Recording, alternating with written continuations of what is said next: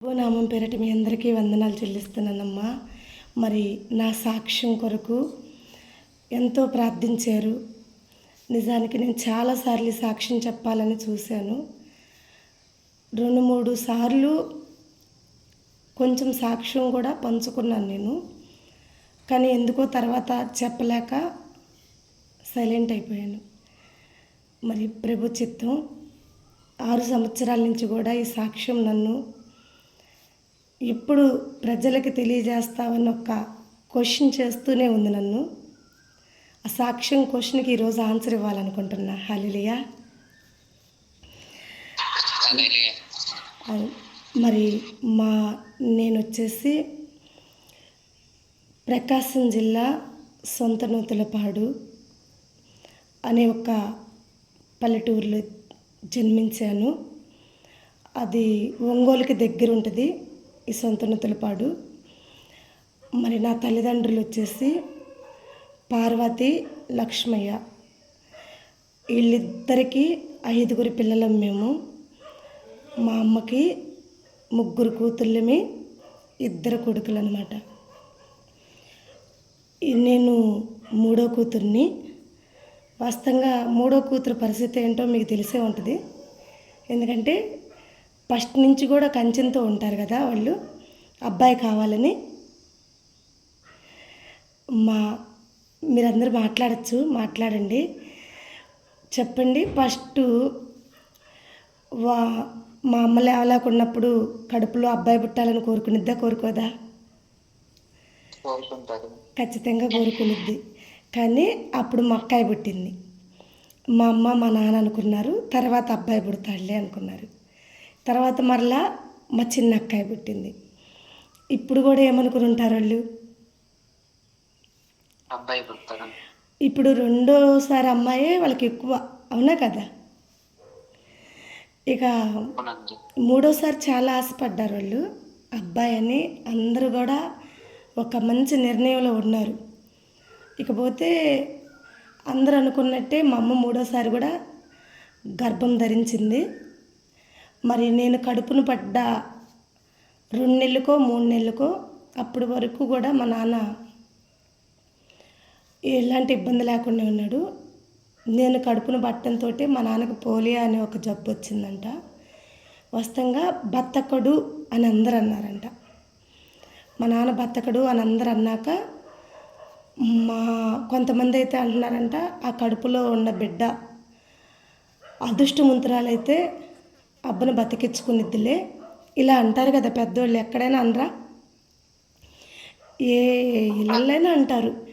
ఆ కడుపులో బిడ్డ అదృష్టవంతురాలైతే తండ్రిని ఏం చేసిద్ది? బతికించుకునిద్ది.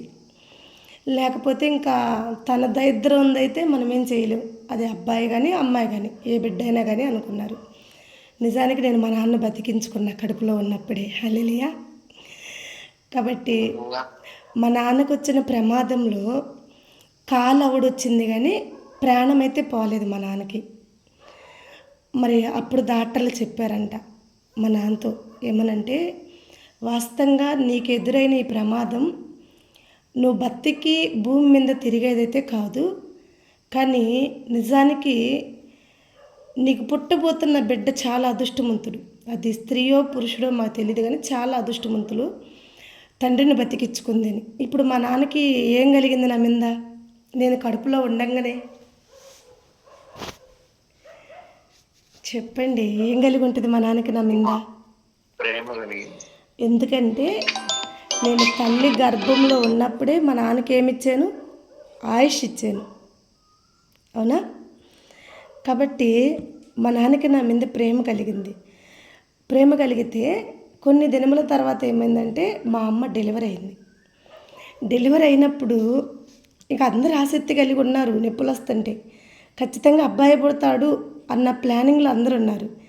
అందరూ అనుకుంటున్న సమయంలో నేను పుట్టేశా. ఇప్పుడు వాళ్ళందరూ నన్ను ప్రేమిస్తారంటారా? ఒక్కసారి ఆలోచించండి. ఈసారి 3వది కూడా అమ్మాయే అని తెలిసినప్పుడు వాళ్ళందరూ ఒక ఆలోచన చేశారు. వెనకటి వాళ్ళు ఏం చేసే ఆలోచన ఏంటంటే, అర్జెంటుగా 2 వడ్ల గింజలు ఇస్తే చచ్చిపోయిద్ది, ఇప్పుడు మా నాన్నకు ఒక మేనత్త ఉంది, మాకొక మేనత్త ఉంది. అంటే ఇప్పుడు ఈ ఇద్దరు మేనత్తలు కలిసి ఏం చేశారంటే, అప్పుడు వీజీగా పిల్లలను చంపాలంటే వడ్లు గింజేసేవాళ్ళంట. మీకు ఎవరికన్నా ఐడియా ఉందమ్మా? అవునండి. వడ్లు గింజలేస్తే చనిపోతారంట. అయితే ఏం చేసింది, అనుకునేవాళ్ళు ఆ, వద్దు అంటే బిడ్డ ఒడ్లకి చంపేసేవాళ్ళంట పాతకాలంలో. అనుకునేవాళ్ళు కదా, నాకైతే చేయబోయారంట కూడా. అదే ఎందుకంటే వాళ్ళకి నేను ఎవరిని ఎగస్ట్రా లగోజి, వాళ్ళ దృష్టిలో నేను పనికిరాని పాత్రని. అప్పుడు ఆల్రెడీ ఇద్దరు పాపలు ఉన్నారు, మరలా వాడేమో సాగుపోయి బతికి కాలు పోలియో వచ్చింది, పని చేయటానికి వల్ల కాదు. ఇప్పుడు ఒక కొడుకు పుడతాడని ఆశపడుతున్న సమయంలో ఎవరు పుట్టారు? నేను, కూతురు పుట్టింది. ఇప్పుడు ఈ విషయం పోయి వాడికి చెప్పామనుకో, అయితే మళ్ళీ నా కూతురు నేను చాక్కుంటాను అంటాడు.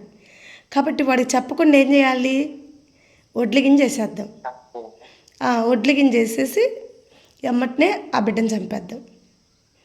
ఒకవేళ వాడు వచ్చి అడిగితే కడుపులోనే చచ్చిపోయిందని చెప్దాం. ఇలా అనుకున్నారు. వీళ్ళు ఇలా ప్లానింగ్లో ఉండంగానే మా నాన్న వచ్చేసాడంట లోపలికి. వాళ్ళు రెడీగా వడ్లు గింజలు పట్టుకుని నాకు వేద్దామన్న ఒక ప్లానింగ్లో ఉండంగానే ఎవరు వచ్చారు లోపలికి? మా నాన్న వచ్చాడు. మా నాన్న వచ్చేసి ఇంకా మా మేనత్తని, మా నాన్నోళ్ళ మేనత్తని ఇద్దరిని తిట్టి, కావాలంటే మీ పుట్టిన బిడ్డలకు వేసుకోపోండి, మీ బిడ్డలను చంపుకోండి, నాకు పోలియో వస్తే నేను అడక్కుచ్చుకుని నా బిడ్డలను సాక్కుంటాను, బంగారంలా పుట్టిన నా కుమార్తెని, నాకు ప్రాణాలు తల్లి కడుపులో ఉన్నప్పుడే పోసిన నా బిడ్డని సంపాలని ఒక ప్లానింగ్ చేస్తారా మీరు? నేను పని చేయలేకపోతే 4 ఏళ్ళకపోయి అడక్కొచ్చుకుని నా బిడ్డని నేను సాక్కుంటాను అని ఇంకా ఆ కోపం మా అమ్మ మీద చూపించి మమ్మల్ని కొట్టాడంట. మా అమ్మకి కూడా కోపం వచ్చేసింది నా మీద. ఎందుకంటే పుట్టడంతో మా అమ్మకి ఏం పడ్డి, ఇప్పుడు మా అమ్మకి నా మీద ప్రేమ వచ్చిద్దా? స్టార్టింగ్ అట్లా పుట్టిందో లేదో ఎమ్మటిని ఏం చేపించాను, కొట్టించా. ఇప్పుడు మా అమ్మకి చాలా కోపం నా మీద. ఇది పుట్టడమే ఎగస్ట్రా అనుకుంటే పైపెచ్చి నన్ను కొట్టించింది.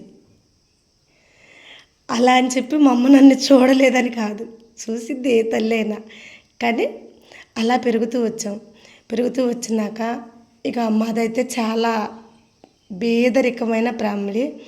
మా నాన్న పని చేయలేడు, పోలియో వచ్చింది. ఇక మా అమ్మ ఒక్కతే పనిచేసి మమ్మల్ని 5గురిని చాకాలి. చిన్న వయసులో నుండే మా అమ్మకు సపోర్ట్గా మా పెద్ద అక్కయ్య, ఒక 8 సంవత్సరాల వయసులో నుండే మా పెద్ద అక్కయ్య కూడా పనికి వెళ్ళేది మా అమ్మతో పాటు.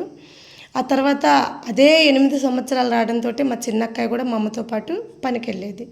ఇంకా నేను, మా పెద్ద తమ్ముడు, మా చిన్న తమ్ముడు, మేము 3 మాత్రం స్కూల్కి వెళ్ళాం. ఇంకా మిగతా వాళ్ళిద్దరు ఎవరు స్కూల్కి వెళ్ళా. మేము 3 స్కూల్కి వెళ్ళేవాళ్ళం అనమాట. అయితే ప్రసాద్ సారు సునీల్ కార్మెంట్ అనే బడికి వెళ్ళేవాళ్ళం మేము 3.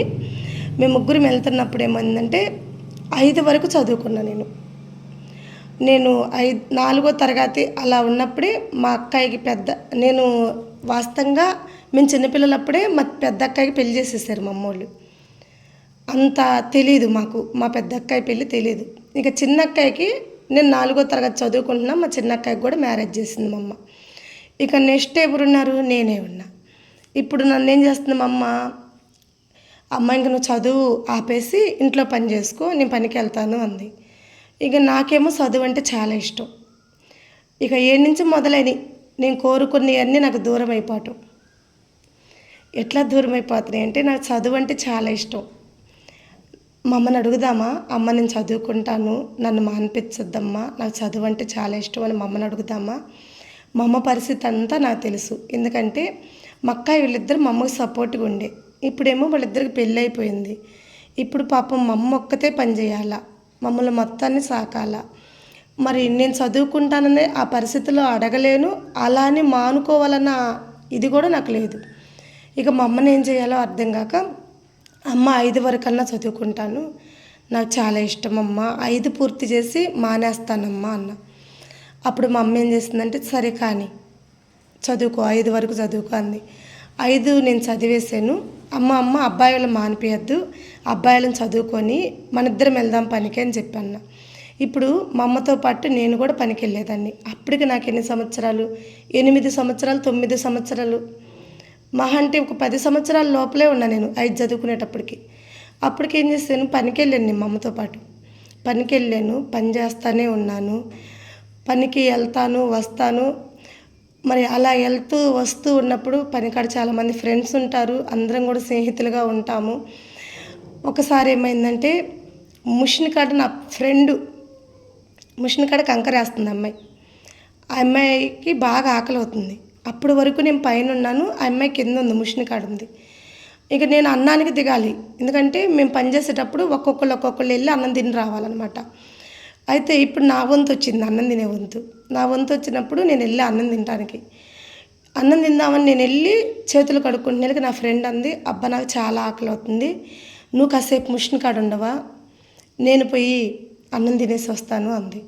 సరే నువ్వు పో తినిపో, నేను చేస్తాను అన్న. ఆ అమ్మాయి వెళ్ళింది.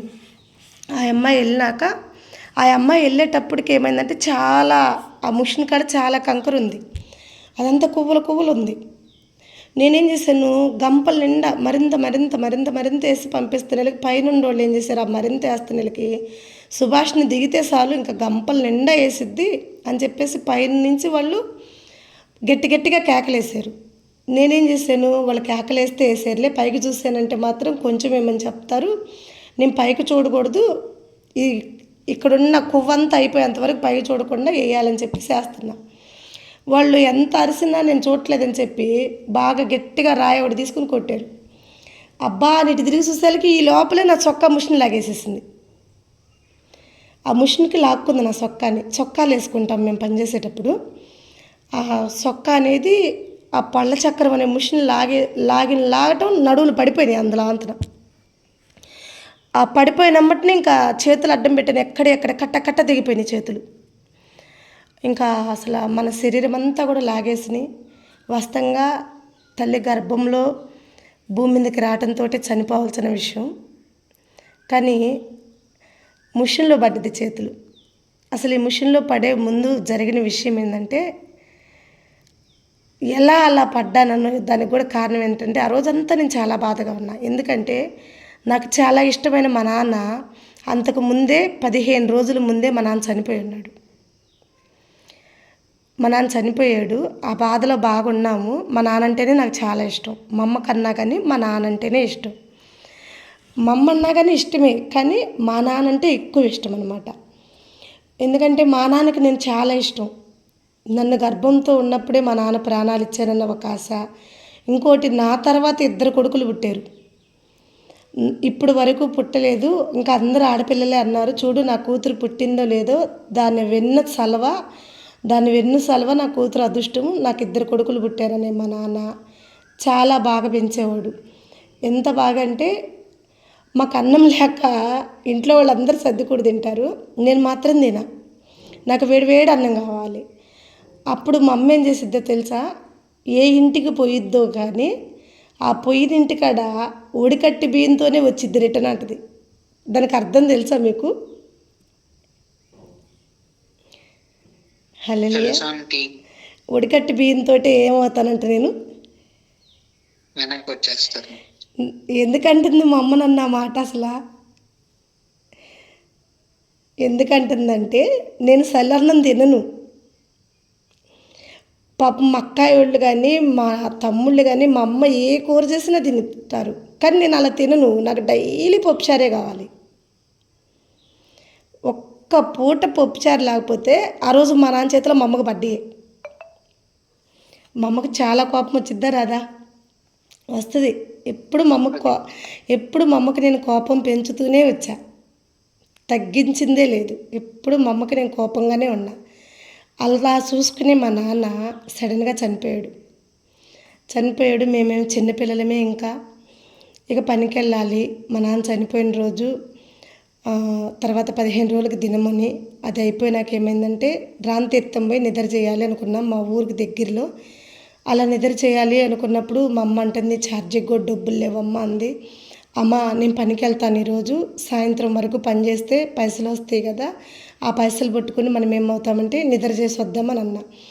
అవును, నువ్వు పనికి వెళ్ళాలన్నా ఇప్పుడు ఛార్జీకి డబ్బులు కావాలి కదమ్మా అని మా అమ్మ అంది. అప్పుడెంతమ్మా, 2 రూపాయలు ఉన్నా చాలు, ఏదో ఒక లారీ ఎక్కి వెళ్ళేవాళ్ళం అనమాట మేము. మా తమ్ముడు ఏం చేశాడంటే, మా పెద్ద తమ్ముడు మా నాన్నకి కర్మ చేసి మా అమ్మకి తానం చేపించే ఒక గుంతలో చిల్లర పడేస్తారు అందరూ. ఆ కర్మ చేస్తున్న మా తమ్ముడు ఆ చిల్లర పట్టుకుని నాకు ఎదురొచ్చి, అక్క ఇగో ఛార్జీకి డబ్బులు అన్నాడు. ఈ డబ్బులు లేవన్న ఆలోచనలో ఈ డబ్బులు ఎక్కడి అని చూడలేదు. ఇంకోటి ఏంటంటే, కర్మ చేస్తున్న పిల్లోడు ఎదురొస్తున్నాడు అనేది మేము చూడలేదు. ఇంకా ఆ రోజు ఆంతిని వెళ్ళాను. ఆ రోజు వెళ్ళిన కాడి నుంచి కూడా ఏదో తెలియని అలజడగానే ఉంది నా ప్రాణం. తీరాంతరంకి వచ్చేసరికి ఆ అమ్మాయి భోజనానికి పోతానని అడగటం, పొమ్మని నేను చెప్పటం, నేను వంగిన కాడి నుంచి గంపలు నిండేయటం, వాళ్ళు పైనుంచి కేకలేయటం, నేను చూడకుండా ఉండటం, వాళ్ళ కోపం వచ్చేసి పైనుంచి మాలు నా మీద విసిరేయటం, వాళ్ళు మాలు విసిరేసరి నేను ఇలా తిరిగి చూడబాటం, ఆంతను పోయి నా చొక్కా పొల చక్రంలో పడటం. ఇక ఆడే నా ఎడం చేతుకున్న 2 ఏళ్ళు టక్క తెగిపోయినాయి. ఇక మిగతా 3 ఏళ్ళు సరిగా ఉన్నాయా పాస్టర్ అమ్మ అని మీరు అనుకోవచ్చేమో, లేవు. ఆ మిగతా 3 ఏళ్ళు కూడా సరిగా లేవు. ఆ అరిచేయి అంతా కూడా నాకు తెలిసి 40 కుట్లు పడ్డాయి నా చేతికి. 40 కుట్లు ఉంటాయి నా చేతికి. ఇక ఒక ఏలు వచ్చేసి రాడ్ పెట్టి నిలబెట్టారు, ఇంకొక వేలైతే అసలు ఉన్నా లేనట్టే, ఇంకొక ఏలు వచ్చేసి దాని చుట్టూ ఒక 10 కుట్లు. ఇవి ఒక 40 కుట్లు అరిచేతుల్లో, ఈ ఒక్క ఏలు వరకు ఒక 10 కుట్లు. ఇక కుడి చేతి కాడికి వద్దాం. కుడి చేతి మీద వచ్చేసి 18 కుట్లు పడ్డాయి. ఇక నడుములు కాడికి వద్దాం, ఎందుకంటే స్టార్టింగ్ నడుములే కాబట్టి పడింది. ఇక నడుములు వచ్చేసి చిత్తుకు అయిపోయింది శరీరం అంతా కూడా. ఆ ఎన్నికలు అనేవి అయితే అసలు చాలా ఒత్తుకుని మొత్తానికైతే ఇరక్కపోయా, అసలు ఆ మిల్లర్లో ఇరక్కపోయాను. నెత్తురు దారులు అవుతుంది. ఆ ముష్ని ఆపేవాళ్ళు ఎవరు లేరు. ఇక ఒక అతను వచ్చి ధైర్యం చేసి ఆ ముష్ని ఆపారు. ఇక నన్ను ఇలా తీస్తే 2 ముక్కలు అయిపోతాను, తీయకపోతే నెత్తురు దారులు అవుతుంది ఆడ. ఇక ఏం చేయాలో వాళ్ళకి అర్థం కాలేదు. చివరికి అలాగ ఆ ముష్ని ఊడదీసి ఇంకా దానిలో నుంచి నన్ను బయటికి తీసి హాస్పిటల్కి వేసేసారు. మరి ఆ ముషన్లో పడ్డప్పుడే నేను చాలా భయపడి కోమాల్లోకి వెళ్ళిపోయాను. ఇక్కడ చూస్తే మా అమ్మ ఎదురు చూస్తూ ఉంది, ఎందుకంటే మా నాన్న చనిపోయాడు, మా అమ్మని నిద్ర చేసి రావాలి, నేను వెళ్తేనే మా ఫ్యామిలీ మొత్తం వెళ్ళాలి. ఇక మా అమ్మకి ఒక పక్క భర్త చనిపోయి ఉన్నాడు, ఇంకో పక్క పిల్ల సావు బతుకుల్లో ఉందని మా అమ్మకి చెప్తే మా అమ్మ ఎలా అవుతుందని అందరు భయపడి, ముందు మనం హాస్పిటల్లో జాయిన్ చేసినాక తర్వాత ఆ పాప ఎలా ఉందో కనుక్కొని ఆ తర్వాత చెప్దామని చెప్పేసి ముందైతే నన్ను హాస్పిటల్కి, ఒంగోలు చైతన్య హాస్పిటల్కి వేసారు. ఈ చైతన్య హాస్పిటల్కి వేసేళ్ళకి ఆ తర్వాత మా అమ్మకి చెప్పకుండా మా నాన్న తమ్ముడికి చెప్పారనమాట. మా బాబాయ్కి చెప్పారు. మా బాబాయ్కి పిన్నికి ఫోన్ చేసేసి, మీ పాప ఇట్లా మిషన్లో పడిపోయింది, మరి ప్రజెంట్ అయితే ఆ అమ్మాయి ఏం మాట్లాడట్లేదు, అసలు కోమాల్లోకి వెళ్ళిపోయింది, భయపడి అట్లా అయిపోయింది, బతికిద్దో చనిపోయిద్దో అనేది కూడా ఆ కోమాలో నుంచి ఆ అమ్మాయి బయటకు వస్తే కానీ మనకు తెలీదు. దెబ్బలైతే మాత్రం చాలా భయంకరంగా తగిలినాయి. మరి 2 ఏళ్ళు అయితే మాత్రం మిషన్లోనే చిదిరైపోయినాయి. ఆ చెయ్యి కండంతా కూడా ఏం లేదు, చెయ్యి ఉంటుందో తీసేస్తారో కూడా తెలియదు మాకు. ఈ కుడి చెయ్యి కూడా చాలా బ్లడ్ పోతుంది. మరి మేము ఎంత ఆపినా బ్లడ్ ఆగట్లేదు. అంబులెన్స్కి ఫోన్ చేసాం, తీసుకుని వెళ్తున్నాం పాపనైతే. మరి చైతన్య హాస్పిటల్లో జాయిన్ చేసాము ఒంగోలులో. మరి త్వరగా వచ్చి మీరు పాపని చూసుకోండి అని చెప్పేసి మా బాబాయ్కి ఫోన్ చేస్తే, ఇక మా బాబాయ్ మా అమ్మకాడికి వెళ్ళి నిదానంగా, వదిన ఇట్లా సంగతి, పాపకి ఇలా ఏదో చిన్న దెబ్బలు తగిలినాయంట అనే నెలకి మా అమ్మ ఒకసారి కళ్ళు తిరిగి పడిపోయిందంట. మళ్ళీ మా అమ్మని లేపి పైకి లేపి వీళ్ళందరూ కలిసి, ఏం కాలేదు వదిన, పాప బాగానే ఉంది, కేవలం చిన్న దెబ్బలే అంతే, బాగానే ఉంది, ఇదిగో చైతన్య హాస్పిటల్లో జాయిన్ చేశారంట పాపని. మేము పనికి వెళ్ళింది ఏ ఊరు, చీంకుర్తిలో నాకు దెబ్బలు తగిలినాయి, చైతన్య హాస్పిటల్లో జాయిన్ చేశారంట, తొందరగా వెళ్దాం దా వదిన అని చెప్పండి. ఆల్రెడీ మా అమ్మోళ్ళు నిద్ర చేయాలి, ఇక్కడ మళ్ళీ ఇప్పుడు నాకు వెళ్ళి రావాలి. ఈ లోపల మా అమ్మోళ్ళు అక్కోళ్ళు, మా అమ్మకు ఒక తమ్ముడు, 6 అక్కలు చెల్లెలు మా అమ్మోళ్ళు. ఈ 6 అక్కలు వాళ్ళ పిల్లలు, మా మామయ్యల పిల్లలు అందరూ వచ్చేసారు హాస్పిటల్ కాడికి. ఈ చైతన్య హాస్పిటల్లో ఏమైందంటే, ఇంకా వాళ్ళకి అర్థమైన విషయం ఏంటంటే, ఈ అమ్మాయి చనిపోయింది ఫైనల్గా. ఎందుకంటే నేను కోమాల్లో ఉన్నాను కదా. వాళ్ళు ఈ నెత్తురు ఈ ముద్ద అవ్వటం ఇదంతా చూసేసి ఇంక ఈ అమ్మాయి ఏం బతికుంటుంది, చచ్చిపోయి ఉంటుంది, ఏదో కాసేపు అట్లా అట్లా గడిపితే ఇంకా అమ్మాయి చనిపోయిందని చెప్పేయచ్చు, ఇంకా ఈ అమ్మాయి చచ్చిపోయే అమ్మాయికి ఇంక ఈ చేతులు ఇవన్నీ కూడా బాగా చేయటం ఎందుకని చెప్పేసి ఆయన ఏం చేశాడు, ఈ ఒక్క నెత్తురు ఆగే అంతవరకు బాగా దూది తీసుకొచ్చి ఆ దూదంతా చుట్టేశాడు చేతికి. వాళ్ళు చుట్టేశారు, వాళ్ళ తప్పు లేదు, ఎందుకంటే నాకున్న ప్రమాదం అలా ఉంది, ఆ బాడీ ఆ నెత్తురు ముద్దనయ్యాను కదా, ఇంకా అది కాక కోమాల్లో ఉన్నాను, వాళ్ళు చనిపోయానని ఫైనల్ నిర్ణయం తీసుకుంటున్నారు వాళ్ళు. ఇంక ఇదంతా చుట్టేద్దాంలే, కోమాల్లో ఉంది కదా, బయటకు వచ్చే అవకాశాలు ఏం కానట్లేదని చెప్పి చుట్టేశారు. వాళ్ళంతా ఇలా చుట్టడంతో ఉండేళ్ళన్నీ కూడా సెప్టిక్ కిందకు వచ్చేసింది నాకు. ఒక రోజంతా హాస్పిటల్లోనే పెట్టారు నన్ను. ఇక మా మా అమ్మ వాళ్ళ తమ్ముడు వచ్చేసి నా మేనగోళ్ళు ఎక్కడ, నా పిల్లని నిన్ననంగా ఐసీయూలో జాయిన్ చేశారు, మా పిల్లని ఎందుకు చూపించలేదు మాకు, అసలు మా పిల్ల బతికుందా చనిపోయిందా మాకు తెలియాలి కదా. మరి నిన్న అన్నారు 24 గంటలు గడిస్తే చెప్తామన్నారు, కోమాల నుంచి బయటకు వస్తే చెప్తామన్నారు.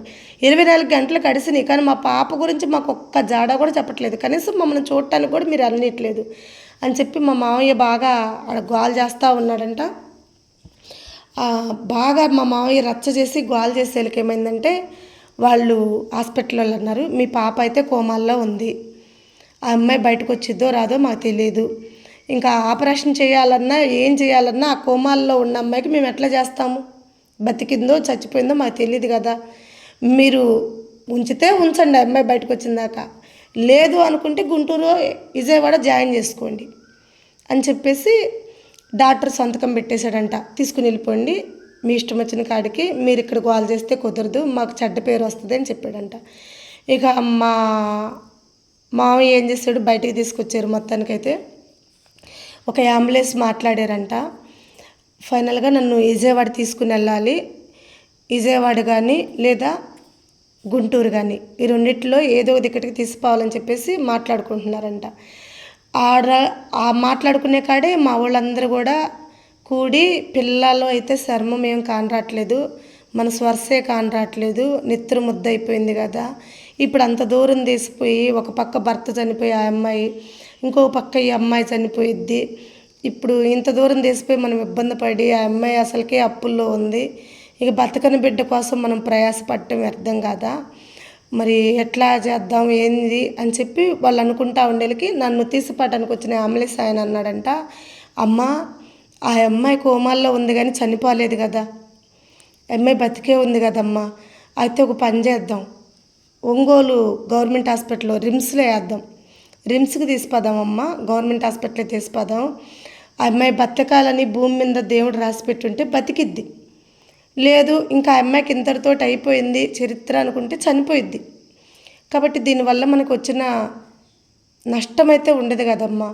బతికే ఉంది కదా పాప, చనిపోలేదు కదా, పాప చాలా ముద్దుగా ఉంది, వేద్దామమ్మ హాస్పిటల్ తీసిపోయి అతను చెప్పాడు. ఈ డిస్కషన్ అంతా జరుగుతున్నప్పుడు మా అమ్మ లేదు వాళ్ళ మధ్య. ఎందుకు లేదు అంటే, మా అమ్మని ఏం చేశారంటే, నువ్వు నిద్ర చేయాల్సిందే వదిన, భర్త చనిపోయిన స్త్రీ దినం వెళ్ళిపోయిన అమ్మటిని నిద్ర చేయాలి, మేమందరం ఉన్నాం కదా పిల్లకాడ, నువ్వు అబ్బాయి వాళ్ళిద్దరిని తీసిపోయి నువ్వు నిద్ర చేయిపో అన్నారంట. అయితే మా అమ్మ పాపం అప్పటికి అన్నం లేదు, నీళ్ళు లేవు, ఒక పక్క మా నాన్న చనిపోయాడని దిగులు, ఇంకొక పక్క మా అమ్మకి మా నాన్న ఎంతో ప్రేమగా పెంచుకున్న కూతురు కూడా పోతుందనే దిగులు. ఇక మా అమ్మకి అప్పుడు మొదలైంది నా మీద ప్రేమ. అప్పటి వరకు మా అమ్మకి నా మీద ప్రేమ లేదు, ఎందుకంటే కనింది అట్లని ప్రేమ లేదని కాదు, అంత ప్రేమ లేదు అప్పటి వరకు కూడా. పుట్టడంతో కొట్టించింది, ఇంకా ఆ తర్వాత అంతా పేసీలే, ఒక్కటైనా సరిగా ఎందు గోళీలు ఆటకెళ్తాను, బిల్లంగోళ్ళు ఆటకెళ్తాను, అసలు నేను ఆడని ఆట అంటూ ఉండదు, డ్యాన్స్ ప్రోగ్రాలకు వెళ్తాను, అసలు ఎలా ఉంటానంటే ఇంటి పక్క పంచాయతీలన్నీ తెచ్చి పెడతాం మా అమ్మ వచ్చేలకి. ఒకసారి ఏం జరిగిందో తెలుసా, నేను పంచాయతీలు చేస్తానని ఒక ముసలోళ్ళు ఇద్దరు కంప్లైంట్ ఇచ్చారు మా అమ్మకి. ఇద్దరు ముసలోళ్ళు కంప్లైంట్ ఇచ్చారని, రేగుముళ్ళు తెలుసా మీ అందరికీ, వింటున్నారా? రేగుముళ్ళు ఏం చేసింది తెలుసా, నా మీద కంప్లైంట్ ఇస్తారా మీరు మా అమ్మకి, మా అమ్మ నన్ను కొట్టిద్దా అని చెప్పేసి రేగుముళ్ళు కొట్టకొచ్చి ఆ ముసలాయన పాపం బాత్రూమ్కి వెళ్తే ఆయన బయటకు వచ్చేళ్ళకి ఆయన మంచం కింద పెట్టి బెడ్షీట్ కప్పేశా. పాపం ఆయన వచ్చి ఏం చేశాడు, కూర్చున్నాడు అంతన. ఇప్పుడు ఆ ముళ్ళన్నీ ఏమవుతాయి ఆయనకి? గుచ్చుకుంటాం. ఇప్పుడు అది చేసిన పని ఎవరన్నది వాళ్ళకి ఎమ్మటనే తెలిసిద్దా తెలీదా? తెలుసు. ఎందుకంటే ఈ పనులు చేసేదల్లా ఇక్కడ ఒక రౌడీ పిల్ల ఉంది, వేస్ట్ పిల్ల ఒకటి ఉంది, అదే చేసిద్దని చెప్పేసి వాళ్ళకి చాలా కోపం వచ్చింది.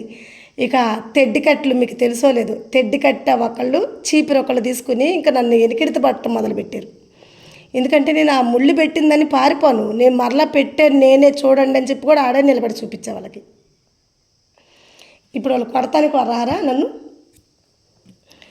వస్తారు. వచ్చారు. వస్తే నేనేం చేశానంటే ఆ, మా మా తాతయ్య వాళ్ళు 6 అనమాట. మా మా అసలు తాతయ్య మేము పుట్టేలకే చనిపోయాడు. మా తాతయ్య వాళ్ళ తమ్ముడు ఉంటాడు, మా చిన్న తాతయ్య ఆయన. మా చిన్న తాతయ్య కాడికి వెళ్ళా పరిగెత్తుకుంటా, తాతయ్య తాతయ్య నన్ను కొట్టడానికి వాళ్ళిద్దరు వస్తున్నారు తాతయ్య నెలకి. మా తాతయ్య ఏం చేశాడు, నువ్వు పైకి ఎక్కమ్మా, సబ్జా మీదకి ఎక్కేసి నువ్వు సబ్జా మీదే దాంకో, నేను చెప్పేంతవరకు సబ్జా మీద నుంచి దిగ్గాకని చెప్పి నన్ను గబగబా ఏం చేశాడు, సబ్జా ఎక్కిచ్చేసాడు. ఆ సబ్జా మీద నిలబడ్డాక మా తాతయ్య బయటకు వచ్చి తాళం వేసి ఆ తాళం మా తాతయ్య దగ్గర పెట్టుకుని చుట్టగాల్చుకుంటా కుర్చీలో కూర్చున్నాడు మా తాతయ్య. ఇప్పుడు ఈ ముసలి వాళ్ళు ఇద్దరు పాపం దేలాడుకుంటా మా తాతయ్య కాడికి వచ్చారు. ఇక వచ్చి, ఒరే దయోడా నీ మనమరాలేది? నా మనవరాలంటే నాకు చాలామంది మనవరాళ్ళు ఉన్నారు, ఏ మనవరాలు అని మా తాతయ్య అడిగాడు. పెంచుతున్నారు కదా ఊరికి మల్లబడ్డ మనవరాళ్ళు ఒకదాన్ని, వేస్ట్, అన్ని పంచాయతీలు తెచ్చే మనమరాలు ఒకటి ఉంది కదా, ఆ మనమరాలు కావాలని మా తాతయ్యని అడిగింది. ఎందుకు ఎందుకు పొద్దుగూకులు ఆ పిల్ల మీద మీకేం పని, అదే ఆడుకోవటానికి పోయి ఉంటుంది, దాంతో మీకేంది పని అంటే, ఆడుకోవటానికి ఆ పాడ ఆ ముళ్ళు చూడు ఎట్ట తీసుకొచ్చి పెట్టిందో, ఒళ్ళంతా చూడు ఎట్ట గుచ్చుకుని ముసలోడికి. ఇవాళ బతకనివి నీ మనవరాలను అయితే మాత్రం ఎట్లయితే అట్లయింది, పంచాయతీ జరిగేది వాళ్ళ అమ్మ వస్తే మాత్రం, వాళ్ళ నాన్న వచ్చిన ఊరుకోం, వాళ్ళ అమ్మ వచ్చిన ఊరుకోం ఈరోజు అని చెప్పి మా తాతయ్యని గట్టిగా మాట్లాడేళ్ళకి మా తాతయ్య రివర్స్ అయ్యాడు ఆమె మీదకి. ఎలా రివర్స్ అయ్యాడంటే, నా పిల్ల ఎట్టు వెళ్ళిందో మీరిద్దరూ తెడ్డి కట్టి ఒకళ్ళు చీపిరి ఒకళ్ళు పట్టుకుని తిరుగుతున్నారు, నా పిల్లని ఎటు పంపించారో, నా పిల్ల భయపడి ఏదన్నా చేసుకుందా, నా పిల్లకి ఏదన్నా అయ్యిందా, అప్పుడు మీకేం చేస్తాను, మిమ్మల్ని చంపేస్తా, నేను పోయి పోలీస్ స్టేషన్లో కేసు పెడతా, నా పిల్లని కొట్టి తరుముకున్నారు నా పిల్ల ఏదని చెప్పి పాపం బాగా బ్లాక్మెయిల్ చేసాడు వాళ్ళని. చేసేళ్ళకి వాళ్ళు ఇంక నిజంగా అదురుపోతారా, నన్ను కొట్టాలనుకుంటారా? భయపడ్డారు. భయపడి ఇంక నన్ను వెతకటం మొదలుపెట్టారు వాళ్ళు. నన్ను వెతకటం మొదలుపెట్టి పాపం వెతికి వచ్చి, ఒరే దయోడా వచ్చిందా నీ మనవరాలు అంట వచ్చారు. నా పిల్ల అయితే ఇంతవరకు ఇంటికి రాలా, ఇప్పుడు నా కొడుకు వస్తాడు, నా కోళ్ళు వస్తారు, పిల్ల ఏదని అడుగుతారు, నేనేం చెప్పాలా అని చెప్పి అంటున్నారు. అన్నాక పాపం వాళ్ళు ఏం మాట్లాడాలో అర్థం కాక సైలెంట్గా ఉంటే వాళ్ళు వెళ్ళిపోయారు అనుకుని నేనేం చేశాను, సబ్జా మీద ఉండదాన్ని కాముగా ఉండకుండా, తాతయ్య ముసలి వాళ్ళు ఇద్దరు చచ్చారా, ఇంటికి ఉన్నారా ఇంకా అన్న. ఇప్పుడు పాపం వాళ్ళిద్దరు ఆడే ఉన్నారు. ఇప్పుడు మా తాతయ్య పరిస్థితి ఏంటో ఒకసారి ఊహించండి. ఇలా ఎప్పుడన్నా మీరు చేశారా? పలకరేంటి, ఎవరు చేయలేదా నేను చేసినట్టు? అరే మీరు సిటీల్లో పెరిగారు కదా, మేము పల్లెటూరులో పెరిగాం కాబట్టి మేము చేస్తాం, మీరు ఎట్లా చేస్తారు, అంతేనా కదా? హల్లెలూయా. ఇప్పుడు మా తాతయ్య దొంగ అయిపోయాడా లేదా వాళ్ళ ముందు? ఖచ్చితంగా అయిపోయాడు. ఇక మా తాతయ్య మీదకి వాళ్ళు రిటర్న్ లేసి, అరే నీ పిల్లని నువ్వు ఇంట్లోనే దాచిపెట్టుకుని నువ్వు తాళాలేసి పైపెచ్చి నీ పిల్లకి ఏమన్నా అయితే మమ్మల్ని పోలీస్ స్టేషన్లో పెడతానని చెప్పి నువ్వు మమ్మల్ని బ్లాక్మెయిల్ చేస్తావా అని చెప్పేసి ఇక మా అమ్మ వచ్చి నాకు బాగా చెప్పేసి నన్ను అయితే మామూలు కొట్టేలే, ఇంకా కొట్టారు. ఇప్పుడు నేనేం చేశాను, మా అమ్మ కొట్టినప్పుడల్లా మాకు ఒక లైబ్రరీ ఉంటుంది అనమాట, లైబ్రరీ దగ్గరికి వెళ్ళి పనుకుంటా. ఇక అప్పుడు మా నాన్న భుజాన్ని వేసుకుని మరలా నేను నిద్రపోయినా తీసుకుని వెళ్తాడు. ఇలా చేసే కూతురు మీద ఎవరికి ఉంటుంది ప్రేమ చెప్పండి, ఉంటుందా? మరి ఇలాగే చేస్తాను, అంతటితో ఊరుకుంటానా, గోళీలాటికి వెళ్తాను, అన్ని పంచాయతీలు తెస్తాను, ఎవరింటికి వెళ్తే ఆడ చెప్పులు మర్చిపోయేస్తాను, ఏ పనికి వెళ్తే ఆ పనిలో మా అమ్మకి టార్చరే కానీ నా వల్ల ఏది ఉండదు పాపం. అందుకని చెప్పి మా అమ్మకి చాలా కోపం వచ్చేది.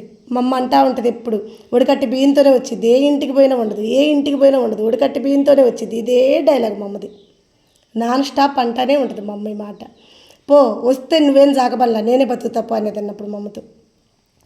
అయితే ఇప్పుడు మా అమ్మకి ఏమనిపించింది, ఒక్కసారిగా తన అల్లరి కూతురు చనిపోతుందని తెలిసేలకి మా అమ్మకు ఒక్కసారిగా గుండె పగిలిపోయింది.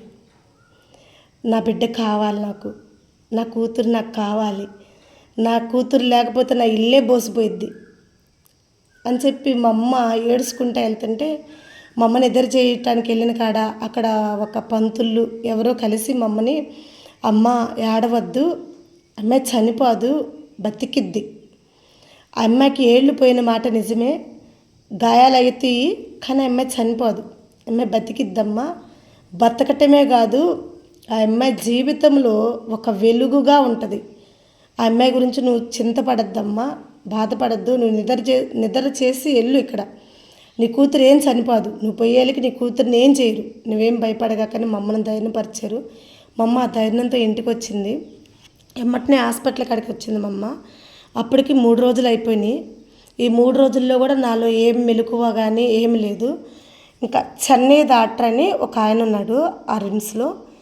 ఆయన ఒకసారి ఏం చేశాడంటే మా బాబాయ్ వాళ్ళు, మా మేనమామలు, మా పెద్దమ్మ, మా అమ్మ వీళ్ళందరినీ పిలిచి సొంతకాలు తీసుకున్నాడు. ఏమనంటే, అమ్మ చెయ్యి అంతా సెప్టిక్ కిందకు వస్తుంది, అమ్మాయి కోమాల్లోనే ఉంది, అమ్మాయికేమో మన సోయిలోకి రావట్లేదు, బాగా అదిరిపోయింది, అమ్మాయి అదిరిపోయి కోమాల్లోకి వెళ్ళిపోయింది. అలాగే ఆ అమ్మాయి వచ్చేంతవరకు మనం ఆపరేషన్ చేయకుండా ఉండాలి అంటే కుదరదు, ఎందుకంటే చెయ్యి నరకాల్సి వచ్చింది అంతవరకు. చిన్నపిల్ల రేపు ఒక ఇంటికి వెళ్ళాలన్నా కనీసం ఆ అమ్మాయి పని ఆ అమ్మాయి చేసుకోవాలన్నా, కనీసం ఆ అమ్మాయి డ్రెస్ మార్చుకోవాలన్నా, ఇలాంటి వాటి కన్నా ఆ అమ్మాయికి 2 ఏళ్ళన్నా ఉండాలి. ఇలా కూడా కాకుండా అమ్మాయి ఒక గాజు బొమ్మలాగన్నా బతకాలి కదా. మరి మనం ఆంతనే ఉంచాం, ఇప్పటికే 3 రోజులు గడిచిపోయినాయి, ఇప్పటికే సెప్టిక్ కిందకు వచ్చేసింది చెయ్యంతా. ఇప్పుడు వరకైతే ఏళ్ళ వరకే బాద్ది, ఇంకా ఆంతనే ఉంచితే చేతి మొత్తం తీసేయాల్సి వచ్చిద్దమ్మా. మీరు ఆ పాప ఆపరేషన్ చేసేటప్పుడు చనిపోయినా మా మీద ఎలాంటి కేసులు పెట్టకుండా మాకు అందరికి ఇష్టమేనయ్యా అని మీరు కానీ సొంతకాలు పెడితే పాపను కోమాల్లో నుండి మనం కదిలిస్తూ, అమ్మాయిని కదిలిస్తూ, అమ్మాయి కదులుతున్నప్పుడు ఆపరేషన్ చేసేస్తాం. ఎన్నేళ్ళు ఉంటాయా ఎన్నేళ్ళు పోతాయి అనేది మేము చెప్పలేం, చెయ్యి ఉంటుందా చెయ్యి పోయిద్దా అనేది మేము చెప్పలేం, అది ఆ అమ్మాయి అదృష్టం మీద ఉంటుంది అని చెప్పినప్పుడు ఇంకా మా ఒక్క బాబాయ్ వాళ్ళు, మా పెదనాన్న వాళ్ళు, మా మేనమామ వీళ్ళంతా కూడా, అరే ఆడపిల్లయ్యా దానికి తగ్గట్టు చెయ్యి తీసేస్తామంటున్నారు, ఏళ్ళు పోయినాయి, ఈ పిల్లని బతికిచ్చి మాత్రం ఇంటికి తీసిపోయి ఏం చేసుకుంటాం, ఓటి పాత్రగా కుంటి పాత్రగా, ఇప్పటికే 3 ఆడపిల్లలయ్యా, ఇలా ఆలోచనలు వెళ్ళుంటే మా అమ్మ ఒక్కటే మాట అందంట, నా కూతురు చెయ్యి అంతా తీసేసినా సరే నేను బతికున్నంత కాలం కూడా నా కూతురుని చాక్కుంటా, నా కూతురుని బతికించండి, ముందు నా కూతురు నాకు కావాలి అని చెప్పారంట. చెప్పేళ్ళకి ఇంకా అమ్మటిని వీళ్ళు ఏం చేశారు, ఇది నచ్చింది వాళ్ళకి, నచ్చేసి అమ్మ అయితే మేము ఆపరేషన్ చేస్తాం. మొత్తానికైతే మా అమ్మ సొంతకం పెట్టింది, నా కూతురికి చేతులు పోయినా నాకు ఇష్టమే, నా కూతురు ఊపిరితో ఉంటే చాలు నా ముందు అని చెప్పి సంతకం పెట్టినప్పుడు ఇంకా ఆపరేషన్ థియేటర్లోకి తీసిపోయారంట. ఒకళ్ళు ఎవరైనా ధైర్యంగా ఉన్నవాళ్ళు వచ్చి ఆ అమ్మాయిని మరి వచ్చేసి ఒకళ్ళు లోపలికి వచ్చి ఆ అమ్మాయికి ఆపరేషన్ చేస్తున్నప్పుడు అమ్మాయిని గట్టిగా గిచ్చితే అమ్మాయి కదిలాడుద్ది అటు ఇటు కొంచెం, ఆ నరాలు అనేవి మాకు దొరుకుతాయి ఆపరేషన్ చేయటానికి అని చెప్పి అన్నారంట. అలా ఇంకా మా మామయ్యని పంపించాలని చూస్తే మా మామయ్య అన్నాడంట, అమ్మో నేను పోయి గిచ్చలేను అన్నాడంట. మా బాబాయిని బొమ్మన్నా అలా కాదన్నారంట. ఇక మా అమ్మోళ్ళ అక్క ఉంది, మా పెద్దమ్మ, నేను వస్తానయ్య అని చెప్పి ఆపరేషన్ థియేటర్లోకి వెళ్తే ఆ చేతులు తీయటం అదంతా బ్లడ్ అంతా చూసేందుకు మా పెద్దమ్మ గడగడగడలాడిపోతుందంట. అమ్మో నేను నిలబడలేనయ్యా, నేను చూడలేని భయంకరమైన బాధ, నా వల్ల కాదయ్య అని చెప్పి మా పెద్దమ్మ కూడా బయటకు వచ్చిందంట. తర్వాత ఇంకొకళ్ళు ఎవరో ధైర్యంగా వెళ్ళారంట. వాళ్ళు ఏం చేశారంటే నన్ను గట్టిగా గిచ్చుతున్నారంట ఆపరేషన్ జరుగుతుంటే, కానీ ఎక్కడో కోమాల్లో ఉన్న ప్రాణం బయటికి రాలేదు. ఇక అప్పుడు డాక్టర్ ఏం చేశారంటే మీరు అందరూ బయటికి వెళ్ళిపోండి అని చెప్పి ఆ చెన్నై సార్ అని ఆయన మన బట్టలు ఉతికినప్పుడు బట్టలు పిండుతాం తెలుసమ్మా మీ అందరికీ, ఇట్లా మెలేసి గట్టిగా పిండుతాం కదా, అట్లా నా ఒక పట్టని నడుము కాడ పట్టకాడ పట్టుకుని అట్లా పిండారంట గట్టిగా నన్ను. అలా పిండుతున్నప్పుడు ఈ ఆపరేషన్ జరిగేటప్పుడు నిజానికి అటు ఇటు కదిలాడుతూ ఉన్నా. దేవుడి కృప, మా అమ్మ పూజ బలము, అప్పుడు మా అమ్మ అనే మాట ఇదే.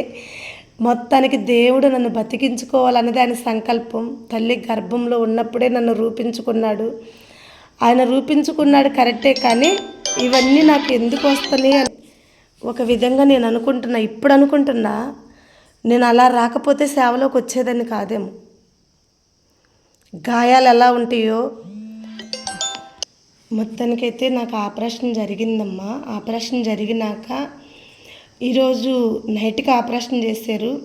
నేను రేపు మధ్యాహ్నానికి, అంటే ఆపరేషన్ జరిగిన నైట్ కాకుండా తర్వాత రోజు మధ్యాహ్నం కల్లా నేను మొత్తులో నుండే కాదు, కోమాల్లో నుండి కూడా బయటకు వచ్చానమ్మా. దేవుడికి మహిమ కలుగును గాక. ఇక అలా వచ్చాను. అలా వచ్చినాక ఇక నా ఫ్రెండ్స్ అంతా వచ్చి నన్ను పలకరిస్తూ ఉన్నారు. అందరూ మాట్లాడుతున్నారు. నిజానికి ఏమైందంటే, అప్పటి వరకు మా అమ్మ మాటలు ఎప్పుడు కోపమే చూసేదాన్ని నేను. ఇప్పుడు నన్ను అరుస్తూనే ఉండేదమ్మా. కర్ర తీసుకోమంటావా, చీపురు తీసుకోమంటావా, నువ్వు కనుక ఆటకెళ్ళావంటే కొడతా, నువ్వు కనుక పంచాయతీలు తెస్తే కొడతా అనే మా అమ్మ ఇక నన్నైతే అసలు వదిలిపెట్టట్లేదు ఒక సెకండ్ కూడా. చాలా ఏడ్చేస్తుంది మా అమ్మ. అమ్మ నాకేమైంది, నా చేతులు బాగానే ఉన్నాయి కదమ్మా అంటే, నీకు ఎందుకు లేవమ్మా, చేతులు బాగానే ఉన్నాయి, నువ్వంతా బాగానే ఉన్నావమ్మా, నీకు ఇబ్బంది ఏం లేదమ్మా అన్నాడు. మరి ఇవెందమ్మా అంతా మడిసేసి కట్టేశారు, మరి ఇట్లా అయిపోయింది కదమ్మా అని నేను మా అమ్మని అడిగాను. నిజానికి అప్పుడు నాకు 13 ఏళ్ళు ఉన్నాయి, కానీ తెలియట్లేదు ఆ ఏళ్ళు ఇట్లా పోతాయని కానీ ఇట్లా అవుతాయి అనేది కానీ నాకు తెలియలేదు. అప్పటి వరకు అల్లరగానే ఉన్నాను. పనికి వెళ్తున్నాను, పని అయితే చేస్తాను. పనికి వెళ్ళి వచ్చిన కాడి నుంచి కూడా మా అమ్మని బాగా టార్చర్ పెట్టడం, అల్లరి చేయటం, ఆడుకోవటం, ఇంక ఇదే పనిలో ఉండేదని. డ్యాన్సులు నేర్చుకోవటం, చాలా పాటలకి డ్యాన్సులు వేయటం, ఒక గ్రూప్గా తయారయ్యేదని. మేమందరం కూడా మా బజార్లో బాగా, ఈ పల్లెటూర్లు కాబట్టి రేగ్గాయలు కలను, రేగ్గాయలు కోసుకుని రాను, మా అమ్మని బాగా ఇబ్బంది పెట్టేదాన్ని పాపము.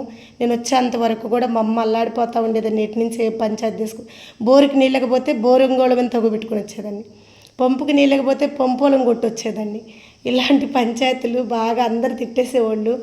అబ్బాబ్బా ఎంత రోసిందని అనేసింది, అసలు ఈ పిల్ల మామూలు పిల్ల కాదు, అట్లా ఇట్లా అని అందరూ అరిసేవాళ్ళు.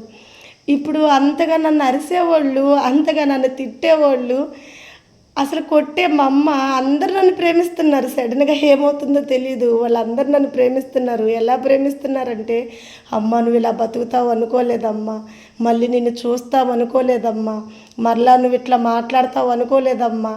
ఇక ఎప్పుడు కంప్లైంట్లు ఇచ్చే మా తాతయ్య వాళ్ళు, నేను ముళ్ళ మీద కూర్చోబెట్టి పాపం ముళ్ళంతా వాళ్ళ ఒంట్లో గుచ్చుకుని పాపం హాస్పిటల్ పాలయ్యి నన్ను ఎంతగా తిట్టుకునే తాతయ్య, ఒక నాయనమ్మ కూడా వచ్చి, అమ్మ మా ఆయుష్ కూడా పోసుకుని బతుకమ్మ, అమ్మ మేము నోరు జారి నేను గబక్కని తిట్టామమ్మా, నువ్వు హాస్పిటల్లో 5 రోజులు కోమాల్లో ఉంటే అమ్మో మా ఇల్లు మోగబోయినట్టున్నాయి అమ్మ, మేము చాలా ఏడ్చామమ్మా, గలగలలాడుతా తిరిగే బిడ్డ లేదే అని చెప్పి ఒక్కసారి ఊహించలేకపోయి వాళ్ళందరూ నన్ను ప్రేమిస్తున్నారు. నాకేం అర్థం కాలేదు. మా అమ్మని అడిగాను, అమ్మ నాకేమైంది, ఎందుకమ్మా నన్ను ఇట్లా తిడతారు కదా తాతయ్య వాళ్ళు నన్ను. మా అమ్మ అంటుంది, ఇంకెప్పుడు తిట్టమమ్మా నిన్ను, ఇంకెప్పుడు నిన్ను కొట్టనమ్మా, నేను బాగా చూసుకుంటానమ్మా నిన్ను, ఇంక నువ్వేం చేయొద్దమ్మా అంటుంది.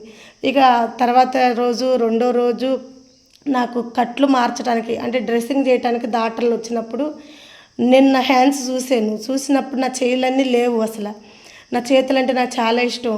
నేను అప్పుడే నెయిల్ పాలిష్ పెట్టుకున్నాను, చక్కగా గోరింటాకు పెట్టుకున్నాను, మంచి గాజులు, గోట్ గాజులు కొనుక్కుని వేసుకున్నాను.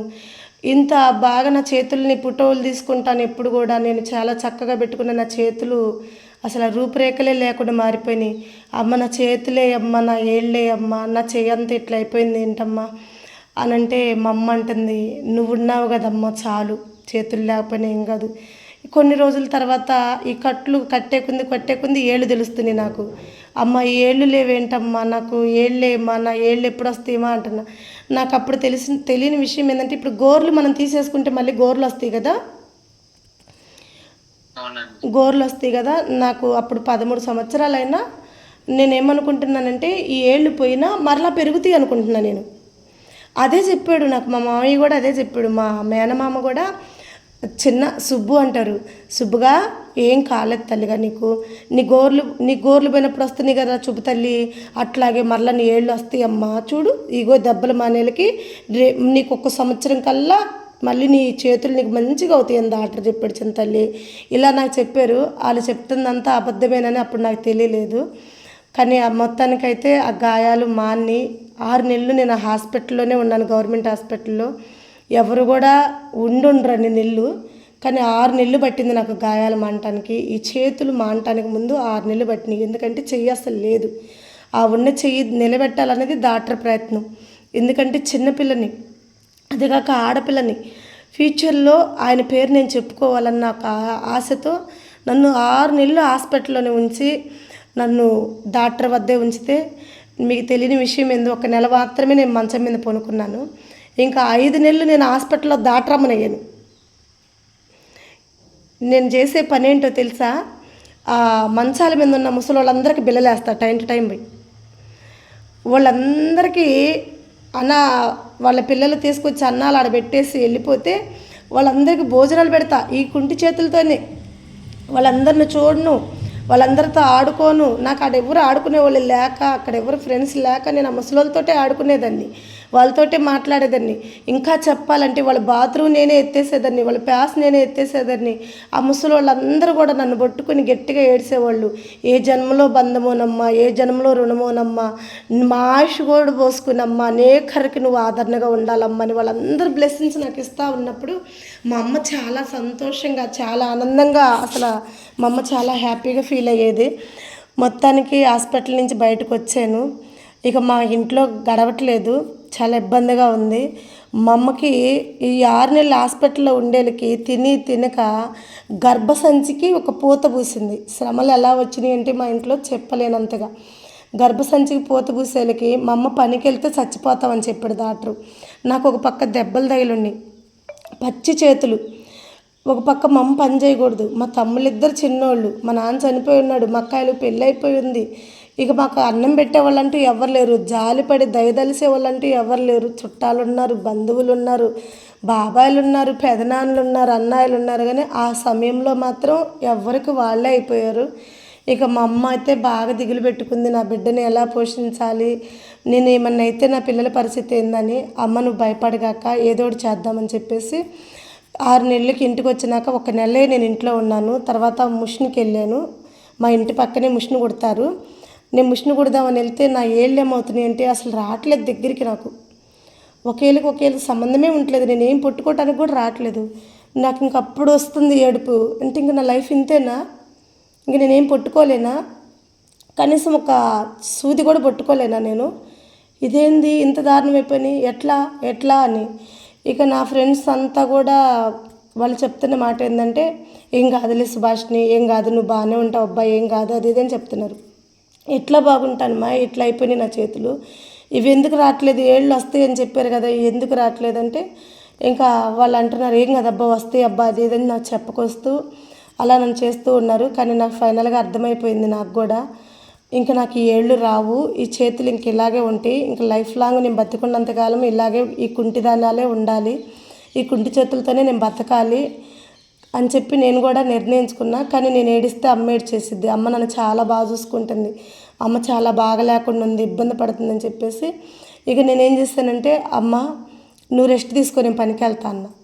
అందరూ ఆశ్చర్యపోయారు, పనికి ఎలా వెళ్తుంది పిల్ల, కనీసం చెమ్ము పట్టుకుని మంచిలు తాగటానికి కూడా స్తోమత లేని పిల్ల పనికి ఎలా వెళ్ళిద్ది అని చెప్పి అందరూ ఆశ్చర్యపోయారు. కానీ నేను పనికి వెళ్ళాలి అనే పట్టుదల నాకు చాలా ఎక్కువగా ఉంది. పనికి వెళ్తేనే మా తమ్ముళ్ళని, మా అమ్మని మళ్ళీ నేను బతికించుకోగలుగుతాను, లేకపోతే చాలా ఇబ్బంది పడతాము, మా అమ్మ చనిపోయిద్ది ఈ దిగుళ్ళతోటి అని చెప్పేసి నేను మళ్ళా కంకరకి వెళ్ళటం మొదలుపెట్టాను. మీకు తెలుసో లేదో, నేను కంకరకి వెళ్తే ఆ గంపలు లేపేలకి ఈ కుట్లు పగిలి బ్లడ్ మామూలుగా రాల నా చేతులకి. అయినా నేను ఎవరికి చూపించలేదు. చేతులకి అవి వేసుకున్నాను బ్లౌజులు, అవి ఎవరికి కానరాని లేదు, ఆఖరికి మా అమ్మకు కూడా కానరాని లేదు. నేను అలాగే మళ్ళీ పని చేశాను. నా పనిలో నేను చాలా ఎదుర్కొన్నాను, అప్పుడు కూడా చాలా అవమానాలు.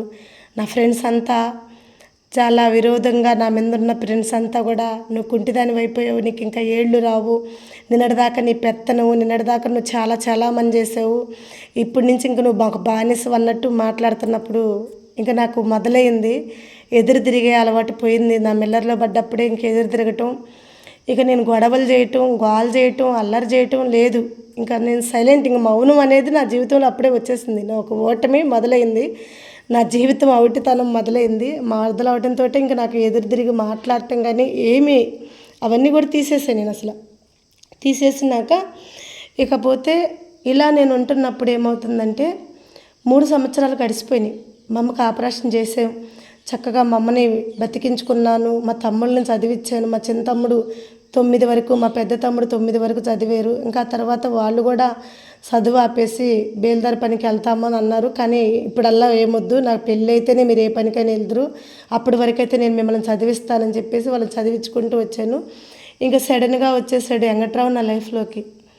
మేము పనికి వెళ్తాం అంటే మా పనికాడికి వెంకట్రావు వాళ్ళ నాన్న అంటే మా మామయ్య చనిపోయి ఉన్నాడంట.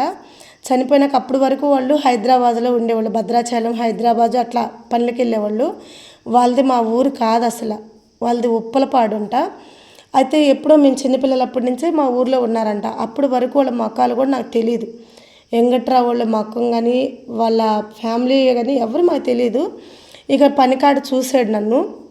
పనికాడు చూసి నా మంచితనాన్ని బట్టి, అందరు నన్ను ప్రేమించటం దాన్ని బట్టి, నేను చేసే పనిని బట్టి అతను ఇష్టపడ్డ మాట నిజం. అతను నన్ను చాలా ఇష్టపడ్డాడు, అమ్మాయిని చేసుకోవాలి నేను అని. అతనికి తెలీదు నాకు దెబ్బలు తగిలినాయి, నేను మిల్లర్లో పడ్డాను, నాకు ఏళ్ళు లేవని. వాస్తవంగా నన్ను నేను చూపించేంతవరకు కూడా ఎవరికి తెలియదు నా చేతులకు దెబ్బలు తగిలినాయి అని. ఎందుకంటే మామూలు చేతులాలే ఉంటాయి. 3 ఏళ్ళు ఉన్నాయి కదా ఒక చేతికి, ఇంకొక చేతికి వచ్చేసి ఇక్కడ కదా దెబ్బలు. అందువల్ల ఎవరికి తెలియదు నాకు దెబ్బలు తగిలినాయి అని, మిల్లర్లో పడ్డానని. అయితే తర్వాత ఇక మా వాళ్ళని అడిగారు, పెద్దల్ని అడిగి మేము చేసుకుంటామని అన్నారు. నిజానికి నాకు వెంకట్రావుని చేసుకోవటం అప్పుడే నాకు ఇష్టం లేదు. ఎందుకంటే నేను దేవుడి సన్నిధిలో ఉండి చెప్తున్నాను, ఇష్టం లేదు కానీ నేనున్న పరిస్థితులు అలాగే ఉండి ఇష్టపడాల్సి వచ్చింది. ఎందుకంటే అందరూ చెప్తున్నారు పెద్దోళ్ళంతా, ఇదిగో చూడు నువ్వు అవిటితనవి, ఈ అవిటితనంతో బయట ఏదో ఊరు పోయి చేసుకుని బాధపడే కన్నా నువ్వు అవిటిదానివైనా నిన్ను చేసుకోవటానికి ఇష్టపడుతున్నారు వాళ్ళు నువ్వు కావాలనుకుంటున్నారు, చాలా నిన్ను ఇష్టపడుతున్నారు. నిన్ను ఇష్టపడ్డోళ్ళు మంచిగా చూసుకుంటారు. నీలో ఉన్న ఈ ఒక అవిటితనాన్ని ఎత్తిపట్టరు, వాళ్ళు ఎప్పుడూ నిన్ను బాధ పెట్టరు. కాబట్టి మీ అమ్మకు కూడా నువ్వు దగ్గరగా ఉంటే చాలా బాగుంటుంది. నువ్వు ఊళ్ళోనే కాబట్టి మీ అమ్మోళ్ళు, మీ అక్కోళ్ళు నిన్ను చాలా బాగా చూసుకుంటారు, నీకు ఇబ్బంది లేదు అని చెప్పి ఇలా నాకు చెప్పినప్పుడు నేను కూడా ఏం చేశానంటే సరేలే అన్నట్టు కాముకున్నాను. ఈ లోపల మా అమ్మకి ఏం చెప్పారంటే, నా ఫ్రెండ్స్ అంతా పోయి సుభాష్నికి కూడా ఇష్టమేను, మౌనంగానే ఉంది అని చెప్పారు. మా అమ్మ నా ఫ్రెండ్స్ మాట వినింది కానీ మా అమ్మ ఏదో త్యాగం చేస్తున్నట్టు ఫీల్ అయింది. నీకు ఇష్టమేనా అమ్మ అని ఒక మాట అడిగి ఉంటే బాగుండేదేమో అప్పుడు. కానీ మా అమ్మ అడగలేదు, నేను చెప్పలేదు. చెప్పే అర్హత నాకు లేదు. ఎందుకంటే అన్నీ బాగుంటే నా సొంత నిర్ణయం మీద జరిగేదేమో నా మ్యారేజ్ కూడా. నేను ఆల్రెడీ అవిటిదాన్ని, అసలు నా పెళ్ళి అవ్వటమే కష్టము అని జనమందరూ అనుకుంటుంటే, ఇలాంటి టైంలో నాకు ఒక ఇష్టం ఉంది, నా ఇష్టపూర్తిగా చేయండి, నాకు ఒక నిర్ణయాలు ఉన్నాయి అని చెప్పే స్థామతలో నేను లేను. ఓటమి అనేది నా జీవితంలోకి వచ్చిందని నాకు తెలుసు. ఆ ఓటమి వచ్చినప్పుడే నా నోరు మూగబోయింది, నా స్వరమే పోయిందని కూడా నాకు తెలుసు. గలగలలాడే సుభాష్ని, అందరిలో ఆడుతూ పాడుతూ ఉండే సుభాష్ని యవ్వన కాలంలోనే కుంటితనం తీసుకొచ్చుకుంది. నా చేతులు చూసినప్పటి నుంచి చాలా ఏడ్చేదాన్ని. ఎందుకంటే నా చేతులు అంటే నాకు చాలా ఇష్టం. నా ఏళ్ళు ఎక్కడమ్మా నేను చూస్తానని మా అమ్మని కూడా చాలాసార్లు అడిగేదాన్ని. కానీ నా ఏళ్ళు చూపించలేదు వాళ్ళు నాకు అసలు. సుభాష్నికి అప్పుడే మూగపోయింది గొంతు. అప్పుడు మూగపోయిన గొంతు ఇంతవరకు కూడా రాలే, ఇంకా బయటికి వస్తుందని కూడా నాకు జీవితంలో ఇంకా లేదు. మూగపోయింది. ఆ చేతులు చూసినప్పుడల్లా చాలా ఏడ్చేదాన్ని నేను. నా సొంత నిర్ణయాలు ఇంక లేవు నాకు. ఇంక ఏ నిర్ణయమైనా ఇతరులు చెప్పిన దాని మీదే నేను వెళ్ళిపోవాలా. వాళ్ళు ఎస్ అంటే ఎస్ అనాలి, నో అంటే నో అనాలి. నాకు అలాంటి అవకాశంలో కనీసం మా అమ్మన్న హ్యాపీగా ఉంటుంది కదా అన్న ఒక ఆలోచనతో ఏం చేశానంటే, సరే అమ్మ అన్న, ఇంకా నా మ్యారేజ్ అయ్యింది, ఇక నరకం ఎలా ఉంటుందో నా జీవితంలో మొదలైంది. వెంకట్రావు నా జీవితంలోకి వచ్చాడు. ఊళ్ళోనే ఇల్లు, తిరుపతిలో మా మ్యారేజ్ అయింది. 2024లో ఫిబ్రవరి నెల 27వ తారీఖు శుక్రవారం నైటు 11:58 నా మ్యారేజ్ అయింది. ఆ మ్యారేజ్ చేసుకునేటప్పుడు కూడా నాకు ఇష్టం లేదు. కానీ ఇష్టం లేదని నేను చెప్పలేను ఎవరికి. ఒకటి, నా పేదరికం, మా అమ్మ కట్నం ఇవ్వలేదు.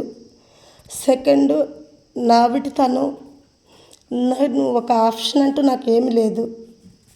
కాబట్టి ఖచ్చితంగా చేసుకోవాలి. అలానే వెంకట్రావు బాగలేడని అంటానికి లేదు. మా పెద్ద బాబుని మీరందరూ చూశారు కదా.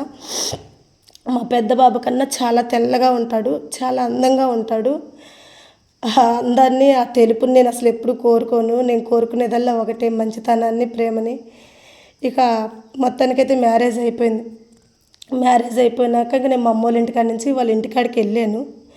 వాళ్ళ ఇంటికాడికి వెళ్ళినాక మ్యారేజ్ అయింది. మ్యారేజ్ అయినాక మా అమ్మోళ్ళ ఇంటికి వచ్చాము మేము నిద్రకి. అంటే తిరుపతిలో పెళ్ళి కాబట్టి ఆ పెళ్ళి చేసుకున్నాక వాళ్ళ ఇంటికి వెళ్ళి వాళ్ళ ఇంటికాడ నోములు పెట్టుకున్నాం. సత్యనారాయణ స్వామి వ్రతం నోములు పెట్టుకున్నాం. వాళ్ళ చుట్టాలని, మా చుట్టాలని అందరినీ పిలిచి పెట్టేసే అయిపోయింది. అయిపోయినాక ఇంకా మా ఇంటికి వచ్చాం.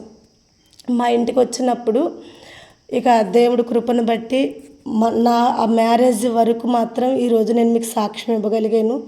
మరి తప్పకుండా ఇంకా ఆ మ్యారేజ్ తర్వాత నా జీవితం ఎలా ఉంది, మరి ఈ దెబ్బలతో చేసుకున్న నన్ను, ఈ ఒక్క ఇబ్బందులతో ఉన్న నా జీవితం ఎలా ఉంది, మరి నా మ్యారేజ్ అయినాక నేను ఎన్ని సంవత్సరాలు వెంకట్రావుతో కలిసి ఉన్నాను, మరి నేను ఎలా బతికాను, అసలు మా జీవితం ఎలా ఇడిపోయింది, అసలు ఈ ముగ్గురు పిల్లలు ఎలా పుట్టారు, అసలు నాకు వీళ్ళు ముగ్గురేనా లేక ఇంకా ఎగస్ట్రా ఉన్నారా అనేది మాత్రం తప్పకుండా రేపు మీ మధ్య నేను మరలా పంచుకుంటాను.